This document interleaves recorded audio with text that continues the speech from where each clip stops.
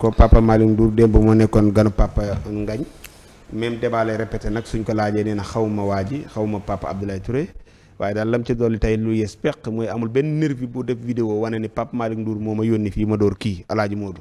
man Pape Malick et je parle sous le contrôle de qui que ce soit ñoom ñëpp ñu ngi may xool les yeux dans les yeux musuma toog ak nit confier ko mission de destruction ne ko demal nga xeex demal nga saaga demal nga dóor demal nga toj demal nga attaquer musul am ça n'a jamais eu lieu et su amee nit ki dañoo taxaw def témoignage Pape Abdoulaye Touré damay seede ci kanamu sénégalais yëpp que ne man xaw ma ko balaa ngaa dóor kenn defee nga xam ko pare mais nit koo xam ne yàlla daf la suturaal mosoo dégg turam mosoo ko gis ci télé mosoo ko xam il m'était inconnu jusqu'au jour où il a dit Pape Malick moo ne wala Pape Malick moo def léegi Papa Ngagne nan nga mën a yónnee nit mu dem ci koo xam ne yow xamoo gisoo ko xamoo fu mu nekk est-ce que loolu xelu na donc je le dis encore devant les sénégalais cette personne qui m'accuse je la connais pas loolu mooy premier élément bi ñaareel élément bi mooy te mu gën a neex mooy dossier boobu mooy dossier bu gën a yomb mooy dossier bu gën a neex ndax ñëpp dégg nañ ay nit yu Pape Malick Ndour yónni ñoo ma jàpp jébal ma gendarmerie ci benn position wu gendarmerie gendarme yaak nit ña coalisé di ma dóor ci ndigalu Pape Malick qui est complice de cette torture loolu la ñu wax non waaw mais Papa Ngagne loolu c'est très facile le procureur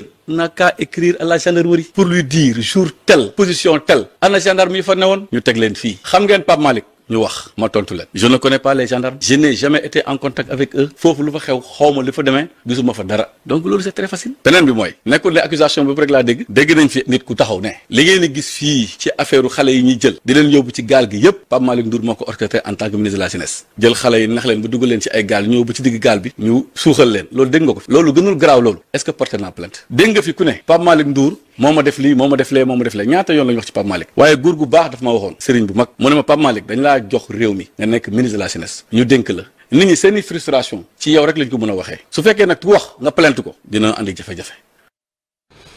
mi ngi noonu Papa Malick Ndour démb sax Papa Ngagne nee na ko wax ji di joogaa jonge depuis ay at lu tax yóbboo waa ji ci yoon moom nag fenn la ko kal xaw ma waa ji te nag ñu bari du mën a ñeen ci nguuru Macky Sall te Macky Sall xamu leen moom nag foofu teg la fa teg mbii de te ne leen benn nervi daal Assane mënta génn def ab vidéo ni Papa Malick Ndour moo ma yónni foofu dina ko kal Ndour waaw am na solo son yi bu li mu wax de wax dëgg yàlla am na solo tey leeral na loo xamante ni mën nañ see jàpp mën nga cee jàpp waaw bu dee nee na la musuma woo ab nervi ni ko xeexal wala xulool wala jamal wala dóoral musta am képp ko ni mas naa ko sant na ngeen def vidéo ni Pape Malick Ndour ma mas a sant loolu lu leer nañ la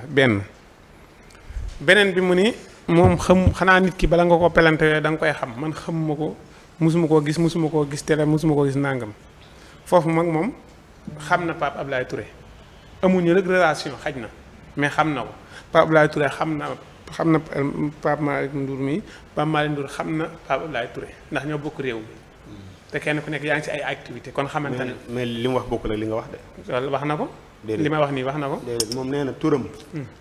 turam xamu ko woon mi ngi doon dégg kooku xamu ko waaw moom laa lay wax ma ne ko xam nga ko nu nga ko xamee nee na xamu ko moom xam na ko